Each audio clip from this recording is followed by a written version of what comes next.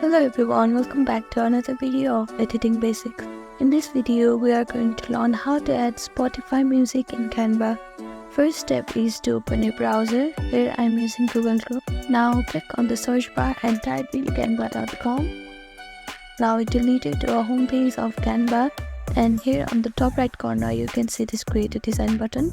Click on it and choose your required template. Now on the left side you can see different options. Here click on the apps. Now on the search bar type in embed. Now click on this first logo. After that, here you can see this Spotify option. If you click on this, then it will create a default video as an example. Now to choose your required Spotify music, you have to first open your Spotify. Here I have already opened and log in. So after that, click on any song that you want to paste on Canva. Now click on the URL and copy that URL. Now go to your Canva and here paste that URL link.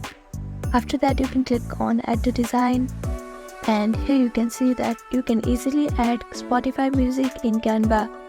Thank you for watching this video. I hope this video was helpful to you. Please do like, share and subscribe to our channel. And don't forget to comment down below if you have any queries. Thank you.